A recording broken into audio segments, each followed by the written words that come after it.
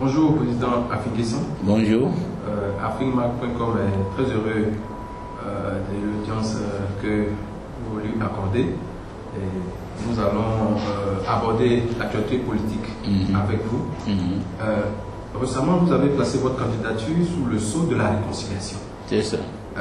Monsieur Afingison, pensez-vous que cela soit suffisant pour fédérer les Ivoiriens autour de votre personne? Plus que la réconciliation, j'ai placé ma candidature sous le signe de la renaissance de la Côte d'Ivoire. Renaissance de la Côte d'Ivoire qui prend en compte effectivement la question de la réconciliation nationale et de l'unité nationale, mais aussi la question de la réforme des institutions de la République. Parce que s'il y a eu la crise dans notre pays, et si notre pays est divisé à l'heure actuelle, c'est parce que le contrat social qui nous a liés pendant toute la période, je dirais, coloniale, et qui nous a aidés et qui a soutenu notre combat pour l'indépendance, ce contrat social a été rompu, en particulier depuis 1990 à la faveur du multipartisme. Et la reconstruction d'un nouveau contrat nous a divisés et a été à la base des affrontements, de la rébellion armée, etc., etc. Donc aujourd'hui, nous ne pouvons pas parler de réconciliation sans penser aux institutions. Quel genre d'institutions promouvoir pour le vivre ensemble? Et donc la question d'une quatrième république qui sera fondée sur de nouvelles valeurs, de nouveaux principes, est un élément important de mon programme politique. Mais au-delà de l'aspect politique et institutionnel, de la décentralisation que je veux approfondir, il y a aussi la question de la renaissance économique. On ne peut rien bâtir sans des ressources financières. On ne peut pas enrichir le peuple si l'économie n'est pas dynamique. Justement, Président Afé, quelles sont les grandes lignes de votre programme économique et social pour les 5 prochaines années? Mais c'est ce que j'étais en train de décliner. Au plan économique, il s'agit de transformer totalement l'économie ivoirienne, de sortir de l'économie de plantation pour entrer dans une économie industrielle, dans une économie compétitive, qui va nous procurer davantage de ressources grâce à la transformation de nos matières premières, grâce à la création d'un ensemble de petites et moyennes entreprises dans tous les domaines politiques, dans tous les domaines économiques, et puis grâce à la valorisation aussi de nos ressources minières. Nous avons un potentiel immense que nous ne exploitons pas suffisamment, qu'il s'agisse du fer, de l'or, de la bauxite, du manganèse. Il faut que nous ayons une économie dynamique dans ce domaine-là. Les bâtiments et les travaux publics, il faut réformer le cadre juridique de ce secteur. Il faut promouvoir aussi les services, notamment le tourisme. Nous avons un potentiel touristique immense, malheureusement pas du tout valorisé. Mon ambition, c'est de faire en sorte que le tourisme apporte au moins 10% au produit intérieur brut. Nous avons aussi le commerce qu'il faut assainir, parce que le commerce en Côte d'Ivoire est totalement informel. Or, c'est un secteur dynamique. Mon ambition, c'est que le commerce contribue à au moins 55% du produit intérieur brut et que l'industrie soit à 30%, de manière à contenir la part de l'agriculture autour de 15 à moins de 20% dans tous les cas.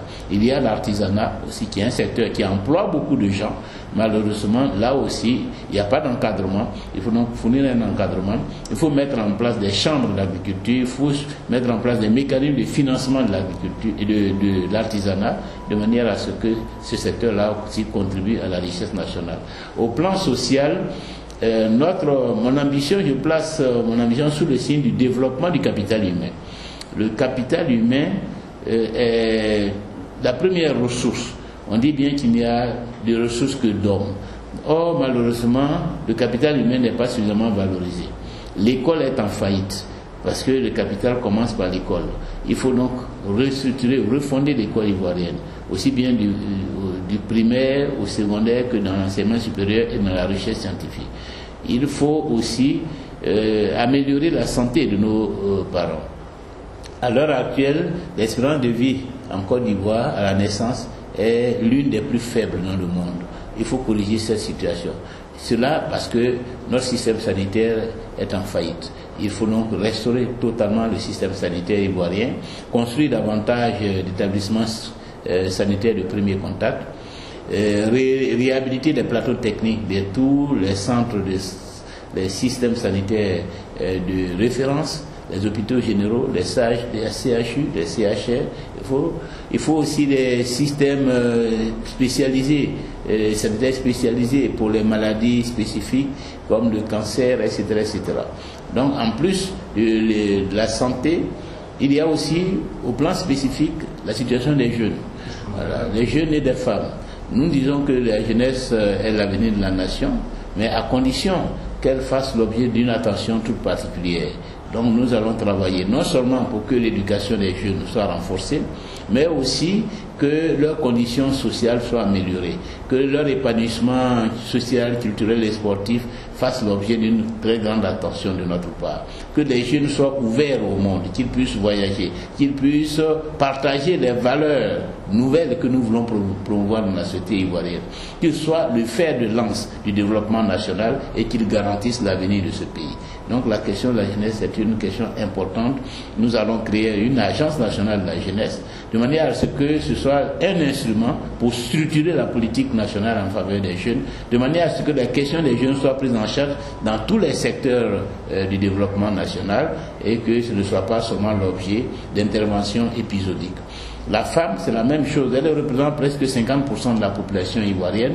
Elles ont donc un rôle important à jouer pour booster le développement national. Malheureusement, elles sont l'objet de discrimination, elles sont marginalisées, elles sont analphabètes et il faut donc travailler à réduire tout cela, toutes les pesanteurs qui pèsent sur les femmes et qui les empêchent d'apporter une contribution substantielle au développement national. Il faut les réduire, ces pesanteurs.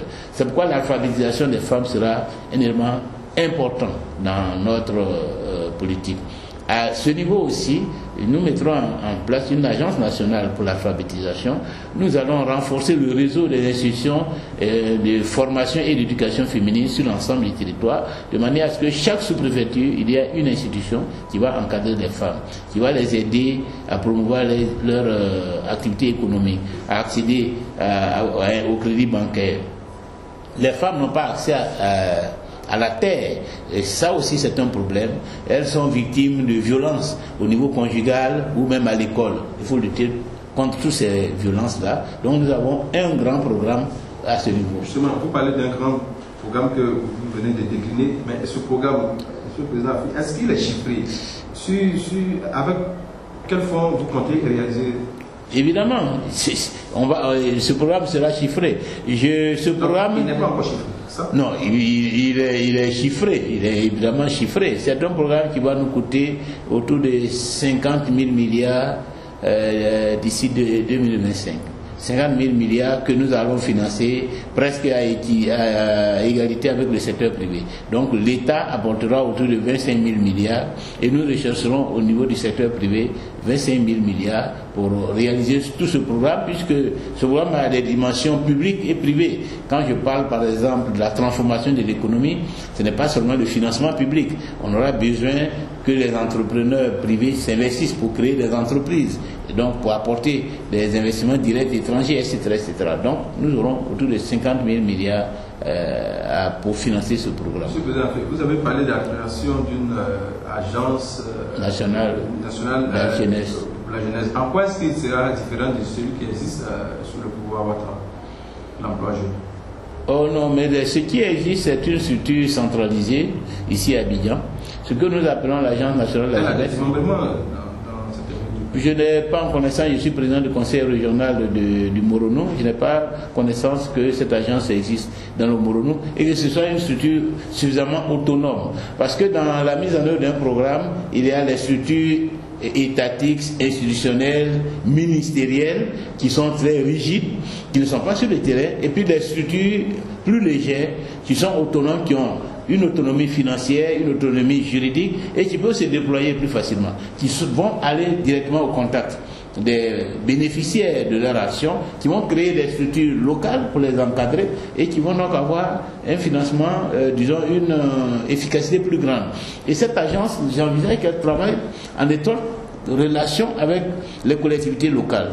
Parce qu'aujourd'hui, les jeunes, ils sont dans les villes, ils sont dans les régions. Et leur premier point de contact, c'est soit la mairie, c'est soit le conseil régional. Or, très souvent, ces structures-là n'ont pas de moyens pour aider les jeunes.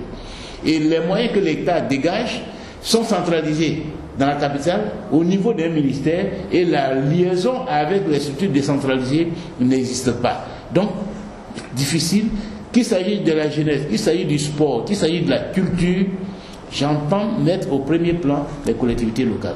Et que le financement public soit mis à la disposition de structures locales dans le cadre de collectivités locales pour pouvoir aider les jeunes à s'épanouir. Président Afi, on dit qui peut le moins. Avant de gérer l'État de Côte d'Ivoire dans son entièreté, vous gérez le conseil régional du Moronou, disons. Quel est votre bilan? Comment peut-il s'apprécier à l'aune de vos ambitions? Ok. Mais si vous êtes sur les réseaux sociaux, vous devez savoir que pratiquement tous les mois, nous inaugurons une réalisation. Depuis que nous sommes à la tête, ça fait à peu près 2 ans, mais nous avons plus d'une 50aine de réalisations, qu'il s'agisse de l'éducation nationale ou de la santé. Les dernières opérations, c'était l'ouverture des centres de santé à Sasso, à Banabo, à Doulikoro, etc., dans plusieurs villages. Nous avons réhabilité les plateaux techniques de l'hôpital général de Bongouanou. Nous avons ouvert le bloc opératoire de l'hôpital d'Ara il y a 2 mois, de manière à ce qu'on ne fasse plus d'évacuation sanitaire pour ce qui concerne les opérations chirurgicales classiques. Bon, nous avons, cette année, nous ouvrons 2 collèges de proximité, un dans un village qui s'appelle Brou à Kwaousou et un autre dans un village qui s'appelle Srebissou dans la sous-préfecture de Temle-Koro. Et même à Bongouanou-Ville, nous avons le lycée moderne qui est saturé. Nous ouvrons cette année le lycée moderne 2. Les bâtiments sont achevés, nous avons mis l'électricité dans ce lycée, va s'ouvrir cette année. Et donc nous avons de grandes réalisations qui sont, je dirais, présentées sur les réseaux sociaux tous les jours par nos services de communication. Vous pouvez vous référer pour avoir davantage d'éléments. Président Afi, pour réaliser toutes ces ambitions, il va falloir que vous soyez le président de la République. C'est ça, c'est ça. En l'état actuel, nous allons entrer dans la partie politique de cet entretien. En l'état actuel de la situation du pays, comment comptez-vous gagner l'élection présidentielle? C'est la lieu, avec un parti politique utilisé et avec des conditions de jeu qui sont contestées par vous-même et l'opposition. Mais justement, pour gagner, il faut résoudre ces problèmes. D'abord, en ce qui concerne le plan national, heureusement, notre préoccupation en faveur de conditions électorales justes et transparentes, cette préoccupation est partagée aujourd'hui par l'ensemble des partis de l'opposition et par des leaders politiques de l'opposition et même au-delà de la société civile. Et donc nous sommes en train de nous organiser de manière à agir dans le cadre du mot d'ordre qui a été lancé de désobéissance civile pour amener le régime à reculer et à offrir des conditions électorales justes et transparentes. Nous sommes persuadés que forcément le contexte électoral va changer parce que l'opposition au contexte actuel est tellement forte, tellement structurée que je ne vois pas comment le régime peut éviter de s'asseoir, refuser de s'asseoir à une table de négociation pour qu'on se mette d'accord sur les conditions électorales. Donc ça, nous sommes dans le combat pour que les élections à venir soient véritablement des élections transparentes. Et nous sommes déterminés parce que nous savons que la Côte d'Ivoire peut, je dirais, obtenir le changement politique. Et donc il ne faut pas laisser passer cette chance.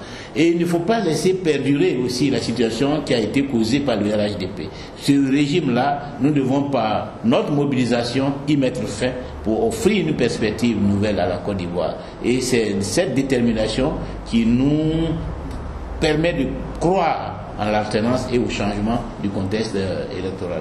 En ce qui concerne maintenant la crise au sein du FPI, je crois que nous sommes en train de sortir de cette crise parce qu'aujourd'hui, il n'y a plus de raison que nous soyons divisés. En 2013-2014, quand je prônais le dialogue avec le gouvernement, on me traitait de traître parce que certains étaient dans une logique d'affrontement. Mais on ne peut pas rester éternellement dans une logique d'affrontement. Une organisation sérieuse qui se respecte doit adapter sa stratégie au contexte, au rapport des forces. En 2013, après ce que nous avons connu en 2011, nous avions besoin de recul, de repli tactique pour nous reconstruire, pour nous réorganiser, pour améliorer notre image même au niveau international, de manière à ce que nous ayons suffisamment de force pour pouvoir revenir dans le combat. C'était ça, le dialogue. Le dialogue, ça devait nous permettre de résoudre une partie de nos problèmes sans forcément aller à l'affrontement, parce que nous n'étions plus en mesure de pouvoir le faire. On avait notre leader qui était déporté à la CPI en Europe, des dizaines de milliers de cadres qui sont en exil, d'autres qui sont en prison. Le parti était désorganisé, déstructuré, affaibli, les militants apeurés. C'est pas dans ce contexte qu'on reste sur le champ de bataille. Il faut faire un repli. Et je n'ai pas compris pourquoi certains voulaient qu'on s'entête pour rester dans une logique d'affrontement alors que l'affrontement était en notre défaveur. Il fallait un repli tactique.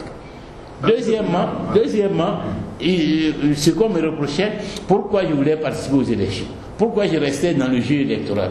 J'ai dit non, il faut rester pour continuer à entretenir son électorat. Même si nous ne gagnons pas, mais si nous quittons la scène, on dit la nature a horreur du vide. D'autres forces politiques vont l'occuper. Nos militants vont être désorganisés, éparpillés. Ils vont être même récupérés par d'autres acteurs politiques. Et le jour où nous allons vouloir revenir, on va trouver le désert. On va avoir davantage de difficultés à remobiliser nos militants. Beaucoup d'organisations aujourd'hui ont prospéré grâce à la crise au sein du FPI. Parce que certains de nos militants sont partis. Lesquels, par exemple? Enfin, il y a plusieurs organisations qui se sont enrichies de militants du FPI, du fait qu'il y a eu cette crise que nous avons connue en 2010 et 2011, mais aussi du fait qu'ils ne voyaient pas tellement de perspectives. Certains même sont partis soutenir des candidats indépendants, tout simplement, ou alors sont partis pour voler de leurs propres ailes. Voilà. Donc, abandonner le terrain politique, c'est un pari dangereux. Il fallait rester, continuer à se battre, maîtriser, maintenir son électorat. Aujourd'hui, tout le monde est conscient qu'effectivement on ne peut pas boycotter les élections éternellement. Donc, il n'y a plus de raison qu'il y ait une crise au sein du FPI, et je suis persuadé que dans les jours à venir, nous allons nous retrouver.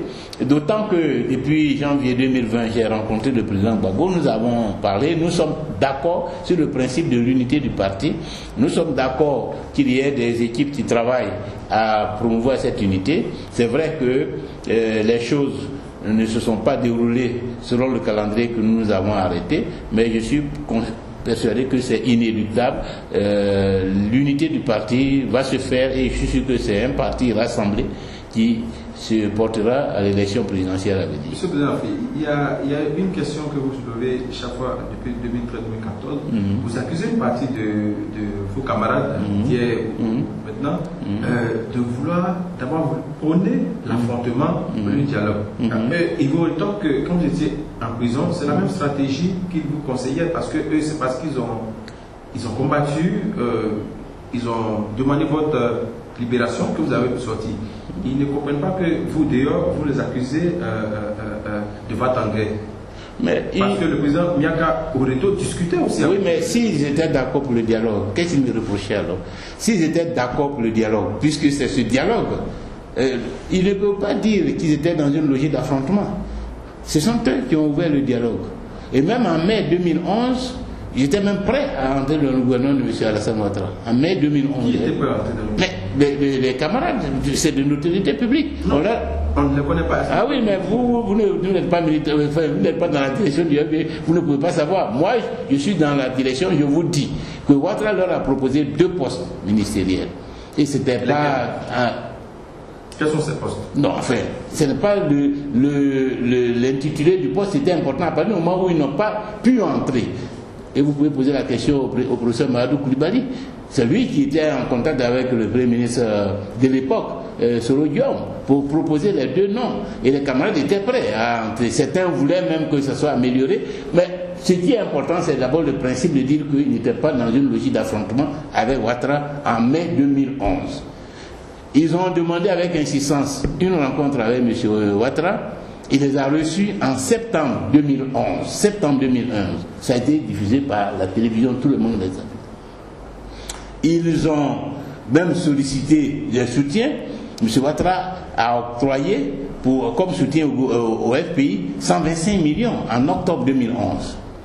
Et à partir de 2013, ils ont négocié, de janvier à mars 2013, ils ont négocié. Moi, je suis venu les trouver dans une posture de négociation. Ils étaient même en France, ils m'accusaient après de vouloir travailler et d'être proche des représentations diplomatiques. Mais c'est eux qui ont été avec les représentations diplomatiques. Ils ont fait plusieurs missions en France. Ils ont été reçus au Quai d'Orsay, ils ont été reçus à l'Élysée. Vous les accusez donc d'avoir voulu prôner l'affrontement. Mais c'est eux qui me reprochent. C'est eux qui me reprochent de faire le dialogue. Donc, dès ma sortie, ils ont changé de position. À partir du moment où je suis sorti, ils ne voulaient plus de dialogue. Si je dis je veux dialoguer, je suis un traître. Si je veux participer aux élections, je suis un traître. Ça veut dire qu'il faut faire l'inverse du dialogue qu'ils avaient prôné pendant que j'étais en prison. Est-ce que tout ça n'est pas parti de votre défaite lors de l'élection au comité central sur l'entrée à la CEI? Non, mais ça, c'est par la chute. Mais au départ, dès que je suis sorti... Non, mais dès que je suis sorti, la crise avait commencé. Donc, la question de la CEI qui va venir en mai 2014 n'est que la conséquence des postures. Parce qu'en réalité, le problème, c'était quoi? Le problème, c'est un problème de leadership. Et c'est pourquoi ils ont adapté leur stratégie à être toujours contre les positions que je prenais. Ils étaient dans le dialogue. Comme il fallait bien me combattre, il faut donc que si je suis dans le dialogue, ils soient contre le dialogue. S'ils étaient contre le dialogue, ils auraient été pour le dialogue. Puisque l'objectif, c'est l'opposition à FI. Empêcher à FI de récupérer la direction du parti. Et pendant que j'étais en prison, en 2012 déjà, ils avaient tenté de faire un congrès pour élire un nouveau président. Ici, à l'hôtel Bellecote. C'était public, en avril 2012. Ce sont les militants qui ont dit pas question. Le président du parti est en prison, vice-président, premier vice-président, deuxième vice-président. Nous ne pouvons pas faire de congrès à leur absence. Ceux qui ont les ambitions de diriger le parti, qu'ils prennent patience. Quand ils seront de retour, on organisera le congrès, chacun pourra se présenter et puis le meilleur l'emportera. Donc déjà, pendant que j'étais en prison, l'idée de me vincer de la direction du parti existait. Quand je suis sorti en août, 3 jours après, ils sont venus me voir. La question qui était posée, c'était est-ce que, comme on dit que je suis en liberté provisoire, est-ce que je peux diriger le parti? Que eux, ils avaient décidé de faire une consultation juridique pour savoir si j'avais le droit de reprendre la direction du parti. Donc nos palabres ont continué. 3 jours après, on commençait là. 3 jours après ma sortie de prison, je dis mais nous sommes tous des intellectuels. Nous savons que un individu humain qui est poursuivi, tant qu'il n'est pas condamné, il jouit de tous ses droits.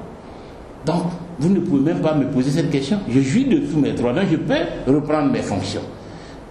Et même de plus, si vous pensez que vous avez des doutes, que vous avez des inquiétudes en ce qui concerne la légitimité ou la légalité, allez-y poser la question à Ahmed Bakayoko. Je dis le non, allez-y poser la question à Ahmed Bakayoko.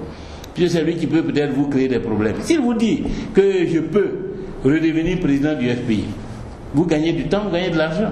S'il vous dit que c'est risqué pour nous et que si je prends cette fonction, il va nous combattre, c'est la même chose, vous gagnez du temps. Et puis le plan que vous avez en tête, vous allez le dérouler. Mais moi, je vous dis, je ne suis pas concerné par votre consultation juridique. Je trouve cela d'ailleurs comme une insulte que vous venez me parler, que vous allez faire une consultation juridique sur mon cas. Est-ce que c'est ce qui vous a mené à vous braquer jusqu'à ne pas reconnaître les résultats du vote au comité central sur l'entrée du FPI? Mais j'ai reconnu les résultats du vote. J'ai appliqué les résultats du vote. Retirer Monsieur Dogou Alain ne siégeait pas la CEI au nom du FPI. Le FPI n'avait pas de représentant en tant que parti à la CEI. Ce sont les plateformes. Et l'AFD est une plateforme qui regroupait 12 partis politiques. Comme LMP était une autre plateforme qui avait droit à un représentant. Donc ce sont les plateformes qui avaient leurs représentants. Quand le FPI a pris sa position, j'ai écrit à M. Dougou Alain, et les courriers sont là, j'ai écrit à la CEI pour dire que le FPI ne se sentait pas concerné par les élections à venir. Et M. Dougou Alain nous a répondu. Les courriers sont là, pour dire qu'il va consulter les autres partis politiques de la plateforme pour savoir s'ils continuent de siéger au sein de la CEI en leur nom. Il nous a répondu pour dire qu'il les a consultés. Et ils ont dit, bon, si le FPI ne se sent pas concerné, tu nous représentes à la CEI. Donc M. Dougou Alain est resté à la CEI au nom de l'AFD et pas au nom du FPI. Donc il ne voit pas, parce que moi j'ai fait mon travail, le FPI nous dit qu'il n'est pas concerné, bien écrit. Donc, et M. Dougou a répondu. Vous parlez de votre rencontre avec le président Laurent Gbagbo qui a donné de l'espoir aux militants, mais quelques temps après, on vous a vu vous fendre d'une diatribe, une énième diatribe contre le président Gbagbo. Avec du recul, est-ce que vous ne pensez pas avoir été dur avec lui? Est-ce que ce n'est pas ce qui bloque un peu la réconciliation de deux bords? Bon, j'ai employé une formule pour dire, chez nous, il y a un proverbe qui dit, c'est la mauvaise manière de frapper un enfant qui entraîne sa mauvaise manière de pleurer. Voilà. Donc, si on ne veut pas que quelqu'un soit dur, il faut être correct avec lui. Et vous pensez que le président pas du tout. Mais je l'ai dit, il n'a pas été correct. Pendant tout le temps de cette crise, j'ai demandé avec insistance à le rencontrer. Jusqu'en janvier 2020, il refusait de me rencontrer. Et quand vous êtes qu'est-ce qui bloquait? Par contre, il recevait, mais ceux qui m'affrontaient. Est-ce que vous pensez que c'est correct? Est-ce qu'il pensait que s'il dit qu'il veut la présidence du parti, il n'avait qu'à m'appeler. Depuis 2014, là, quand les gens ont lancé ce fameux appel de Maman, moi je n'y ai pas cru. Parce que je me suis dit, si le président Gbagbo veut être président du parti, il n'a pas besoin d'appel de Maman. Mais vous avez envoyé un émissaire vers le président Gbagbo. Oui. Et il vous a donné quelle réponse, monsieur? Aucune réponse particulière, parce que la mission de cet émissaire a coïncidé avec le décès de la maman du président. Quand il est arrivé, c'était à coïncider avec le décès. Lui-même n'a même pas pu aborder les vrais sujets politiques pour lesquels il était parti. Donc, il ne nous a pas donné une réponse précise. Par contre, ce que j'ai observé, ce sont toutes les obstructions pour que je participe aux obsèques de la maman du président Gbagbo. Ici, à Yopougon d'abord, et à Gagnoa. À Gagnoa, ce qui m'a donné de vivre, je ne l'ai jamais vu de ma vie. Pour quelle raison? Pour quelle raison? Et quand vous l'avez... Alors, vous avez changé sur tout ça? Mais bien sûr, moi je lui ai posé... Premièrement, qu'il a dit qu'il n'a jamais demandé à être président du FPI. Ça, c'était la première chose. En janvier 2020. Le 3 janvier 2020, qui n'a jamais demandé à être président du FPI. Et il a tenu à ce que ce soit, ses propres mots, acté, noté et acté. Il faut noter et acter que je n'ai jamais demandé à être président. Quand on est venu me voir ici, en disant oui, la fille est en train de dévier, faire ceci, de faire cela, et tout ça, je lui ai dit, mais si des gens viennent te voir pour dire que je suis en train de gâter le parti, mais la moindre des choses, c'est de m'appeler. Si tu m'avais appelé pour même faire une confrontation avec ceux-là, on aurait évité une crise. Non seulement tu ne m'appelles pas, je demande à te voir, tu ne me reçois pas. Pourtant, ceux qui m'accusent, tu les reçois. Donc voilà tous les éléments qui m'amènent à dire qu'il n'a pas été correct avec moi. Et qu'il porte une large part de responsabilité dans ce qui est arrivé au FPI. Et ça, je le dis sans faux fuyant. Voilà. Sans faux fuyant. Vous dites qu'il vous a dit en janvier qu'il n'a jamais voulu être président du FPI, mais aujourd'hui, des communiqués sont signés du nom du président, président du FPI. Alors que vous dites qu'il ne vous a pas dit. Qu'est-ce qui se passe réellement et quel est l'état actuel de vos relations? C'est à lui qu'il faudrait poser la question. À 30 jours des élections, quel est l'état actuel de vos... Mais ce sont ces éléments qui constituent, je dirais, les questions à régler. Parce qu'effectivement, pour le moment, on ne peut pas dire que les relations sont au beau fixe. Ça, on ne peut pas dire que les relations sont au beau fixe. Mais il faut qu'elles le soient. Et il faudrait que d'ici les élections, si ma candidature est maintenue... Un comité de discussion... Où en êtes-vous en ce moment? Mais ce comité a travaillé. Mais on n'a pas, je ne peux pas dire qu'on a quitté. Vous avez rompu les... Je n'ai pas dit qu'on avait rompu, c'est les autres qui ont rompu. Puisque à un moment donné, nous avons observé qu'au lieu de faire avancer les choses, on traînait sur l'unité du parti et pendant le même temps, nos amis, nos camarades allaient signer des accords politiques avec le PDCIR. Nous leur avons dit, mais est-ce que c'est parce que vous ne croyez pas en l'unité? Parce que si vous y croyez, pourquoi nous ne ferions pas l'unité et ensemble aller maintenant dans une alliance avec un parti politique? Est-ce qu'en allant seul, une moitié du FPI, est-ce que ça met le FPI en position de force dans cette alliance? Clarifiez-nous votre position. Parce que nous, on ne comprend pas. Si vous croyez en l'unité, faisons rapidement l'unité, et puis ensemble, nous allons partir dans l'alliance avec le PDCI. Donc, comme nous ne le comprenons pas, on va arrêter, et puis chercher à ce qu'on se mette d'accord. Mais même plus tard, mieux, quand Mme Simone Gbagbo nous a reçus, et qu'elle a dit, pour savoir pourquoi il y avait les blocages, que nous l'avons expliqué, j'ai proposé, j'ai dit, nous sommes prêts. S'ils sont sincères, nous étions un lundi, prenons samedi et dimanche prochain, le week-end qui arrive. Eux, ils ont toutes nos propositions sur les questions qui doivent faire l'objet de discussion. Prenons ces 2 week-ends, nous nous enfermons, nous les étudions en détail, et au plus tard lundi, nous concluons notre unité par une déclaration. Que nous sommes prêts. S'ils sont sincères, ça fait 3 mois, je n'ai pas eu de réponse. Est-ce que le point de blocage, ce n'est pas le fait que vous aurez proposé à vos amis d'en face d'être le premier vice-président du FPI, ici le président Laurent Gbagbo est le premier vice-président du FPI avec plein pouvoir et être son policier? Est-ce que c'est vrai que vous avez fait ça? Oui, bien sûr. Mais ça, ce sont mes propositions. On n'a qu'à en discuter. S'ils ont des contre-propositions, ils les mettent sur la table. Mais je ne peux pas ne pas avoir de prétention. Voilà, je ne peux pas ne pas avoir des prétentions. Ma prétention, c'est de dire, bon, je fais le sacrifice de dire, j'abandonne la présidence du parti au profit du président Laurent Gbagbo. Je vais me contenter d'être le premier vice-président. Mais si, bien sûr, s'il n'est pas là, je gère le parti.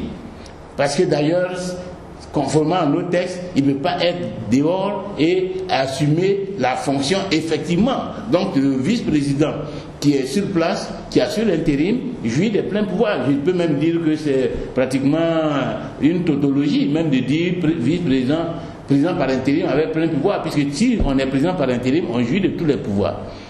Donc, mais c'est dans tous les cas, en tout état de cause, c'est ma proposition. Il suffisait qu'on se rencontre.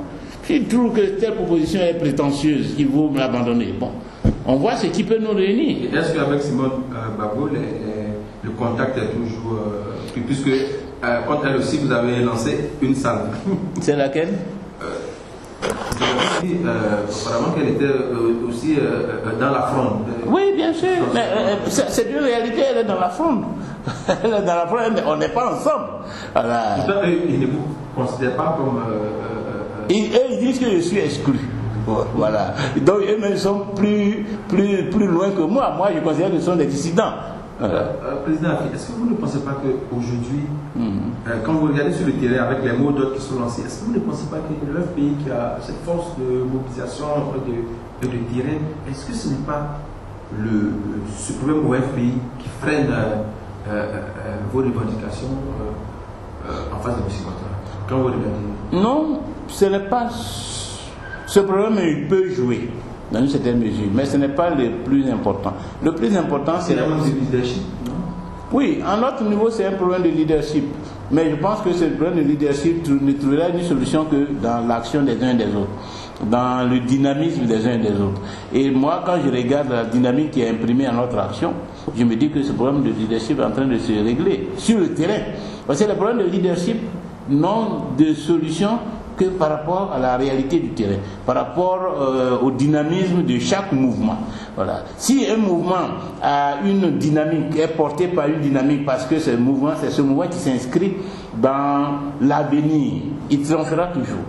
Tous les mouvements qui sont portés par des intentions ou des idées dépassées ne prospéreront jamais.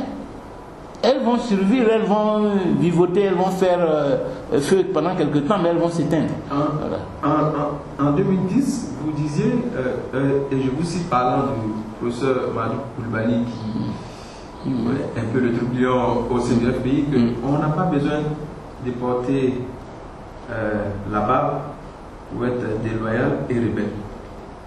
Oui, vous l'avez dit. Ah bon? Oui. Et quand il faisait des déclarations de sa position de deuxième homme de l'État, il devait se soumettre à la discipline du parti. Quelles sont vos relations aujourd'hui? Non, ce matin même nous nous sommes vus, on a des relations cordiales. Voilà. Parce qu'il ne faut pas confondre les... Je ne sais plus à l'attirer encore, même si... Si, pourquoi pas? Tout est possible. Tout est possible. Dans le contexte actuel, nous sommes dans un contexte de recomposition du paysage politique. Voilà. Donc, forcément, il y a possibilité de refaire des unités. Il y a aussi possibilité de faire des ruptures. Hein. Voilà. Donc, c'est une recomposition à laquelle nous assistons depuis la crise de 2010-2011. C'est une crise majeure dans l'histoire du pays. Parce que de toute façon, cette crise va nécessairement se conclure par une rupture avec le passé et avec des hommes politiques dépassés. Et par l'ouverture d'un nouvel espace pour des hommes qui incarnent l'avenir. Et aujourd'hui... En quoi est-ce que vous le ressassez souvent, des hommes politiques dépassés, et en quoi est-ce que vous, un homme politique qui est sur la scène depuis plus de 30 ans, vous incarnez? Je suis à la frontière. Pour être précis, je suis à la frontière entre le passé et l'avenir. Et aujourd'hui, le passé, c'est Henri Konan Bédié, Alassane Ouattara, c'est Laurent Gbagbo. L'avenir, c'est Blé Goudé, c'est Jean-Yves Bopieux, c'est la Hypo Martial, c'est le Sorodium.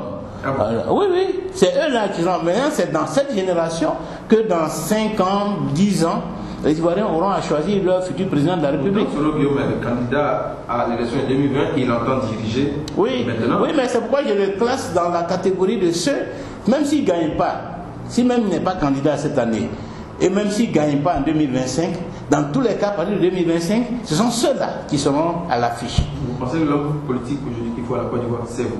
Pour le moment, je pense que, en termes même générationnels, je peux me considérer comme celui qui va faire le pont entre un passé que nous voulons clôturer et un avenir que nous voulons paisible, stable et démocratique. Je serai l'homme de la réconciliation, sinon l'homme de la renaissance et l'homme qui pourra ouvrir l'espace pour que les jeunes qui frappent à la porte avec insistance trouvent un environnement stabilisé où ils pourront faire la politique autrement. Et pour être l'homme de la réconciliation, il y a un combat à mener. Nous en parlions tantôt. Comment est-ce que vous faites, à part les discours, à part les stratégies, à part les influences, comment est-ce que vous obligerez M. Ouattara à d'abord ne pas être candidat et aussi à mettre en place ce que vous appelez une CI consensuelle? Comment est-ce que vous comptez, sans combattre, ramener M. Ouattara à la table de négociation? Mais c'est un combattant. Mais il ne faut pas confondre le combat et les sueurs. Il faut confondre le combat et le sang. Parce qu'en Côte d'Ivoire, il y a une génération ou une catégorie de leaders politiques qui pensent que les combats politiques, c'est quand on transmet beaucoup, quand on est traîné au sol, on fait la prison, on est ceci. Il ne faut pas l'exclure, mais ce n'est pas la seule façon. Voilà. Et ce n'est pas forcément la façon la plus simple, la plus efficace. Par exemple, quand je décide de retirer mes représentants de la commission électorale indépendante, c'est un coup politique. Mais Ouattara estime que les élections auront lieu le 30. C'est un coup politique qui a un impact et qui nous cause la mort de personnes. Voilà. Mais qui affaiblit le processus, qui discrédite le processus, qui amène la communauté internationale à retirer sa confiance. Le simple fait que j'ai déclaré que je ne serai pas le candidat d'un scrutin truqué, ça a mis en émoi l'opinion et ça a créé une dynamique. Voilà. Donc voilà des formes d'action aussi qui ont un impact et qu'un leader politique, un dirigeant politique ne peut ignorer. Mais au-delà de cela, nous avons lancé un mot d'ordre de désobéissance civile. Qui n'est pas suivi. Qui n'est pas encore mis en application, puisque nous n'avons pas encore défini les modalités pratiques. C'est vrai que ça a traîné un peu, mais dans tous les cas, ces modalités pratiques vont arriver. La manière concrète à laquelle nous invitons nos compatriotes à faire la désobéissance, ça va arriver. Et je pense que a récemment indiqué qu'il enverrait les notes de vos manifestations devant vos portes. Quel est votre avis sur ça? Oui, devant la porte de ceux qui auront été les responsables. Or, nous manifestons. S'il y a des casses, ce serait parce que le pouvoir aura provoqué les casses. Voilà. S'il y a des grabuges, ce serait parce que le pouvoir aura provoqué des grabuges, puisque nos manifestations sont censées être pacifiques et démocratiques, non violentes. C'est ça la désobéissance civile. Nous ne sommes pas les premiers à l'appliquer. Il y a l'exemple historique de Gandhi, de Martin Luther King, ils n'ont rien cassé. Pourtant, leur action a eu un impact politique indéniable. Nous voulons expérimenter cette forme non violente d'action pour obliger un gouvernement qui veut s'enfermer dans la dictature à lâcher du lest et à construire la démocratie. Président Afekoufini, est-ce que sincèrement vous pensez que Ouattara va retirer sa candidature? Mais ça dépend de nous. C'est pas la volonté de Ouattara seul qui fait foi en Côte d'Ivoire. Ça dépend de nous, ça dépend des Ivoiriens. Si tous les Ivoiriens se mobilisent pour dire non, comment il va faire? On a vu dans d'autres pays, il va reculer. Est-ce que vous pensez que les Ivoiriens ne sont pas assez motivés, mobilisés? Ils sont motivés. Est-ce que vous pensez que c'est les leaders qui lancent les appels qui n'ont pas assez de charisme, assez de leadership? Non, ils sont motivés. Je dirais que pour le moment, nous n'avons pas encore indiqué précisément la forme de la désobéissance civile. Donc les Ivoiriens attendent. Et beaucoup de jeunes d'ailleurs piaffent d'impatience. Parce qu'ils attendent qu'on leur dise clairement l'acte à poser. Et cela ne saurait tarder. Comme je le disais, vous vous présentez contre le pouvoir Ouattara qui a quand même un bilan. Pour finir, qu'est-ce que vous comptez apporter de plus?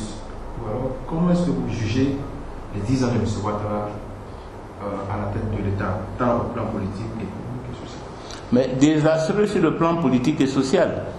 C'est vrai que sur le plan des infrastructures, mais les infrastructures, tout le monde peut les construire, pourvu qu'on ait de l'argent. Or, comme je l'ai indiqué, le régime du président Laurent Gbagbo avait tout préparé. Avait préparé le PPTE. M. Ouattara est arrivé avec une pactole de plusieurs milliers de milliards à sa disposition, que les bailleurs de fonds attendaient les élections en fait pour décaisser. Des projets qui étaient finalisés. Le pont Félix Houphouët-Boigny, le pont de Marcory, le pont de Javille, tous ces projets étaient sur le plan technique prêts. Donc M. Ouattara n'a rien fait d'extraordinaire.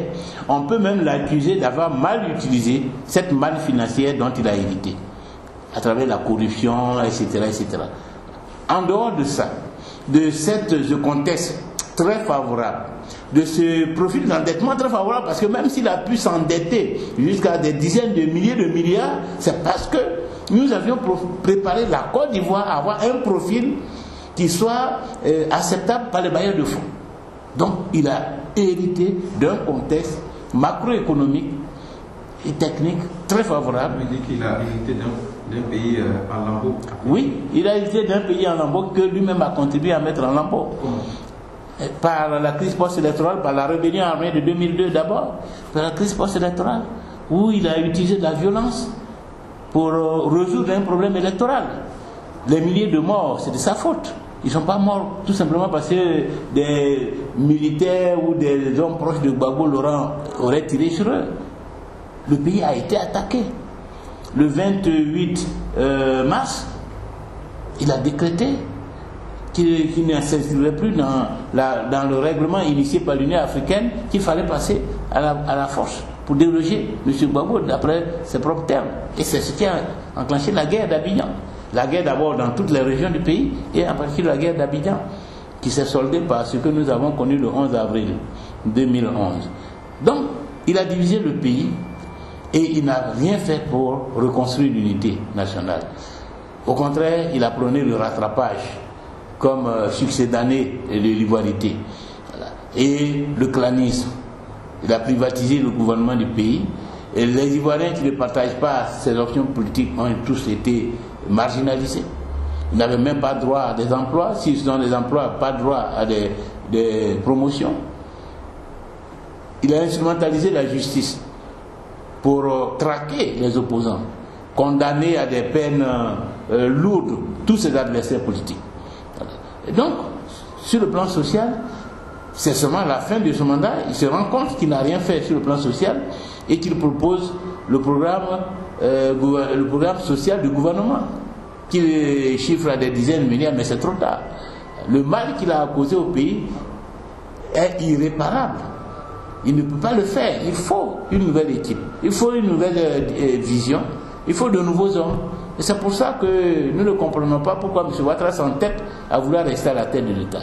C'est tellement parce qu'il a peur du lendemain, parce qu'il a peur de l'alternance, parce qu'il pense que lui aussi pourrait faire l'objet de vengeance. Mais moi, je l'ai dit au cours de plusieurs entretiens, que je ne serai pas l'homme de la vengeance. Ce n'est pas l'homme des prisonniers politiques, des exilés politiques, ce serait l'homme de la réconciliation. Voilà. Donc il n'a pas à avoir peur de perdre le pouvoir. Voilà. Nous n'allons pas mener contre la politique qu'ils ont développée contre nous.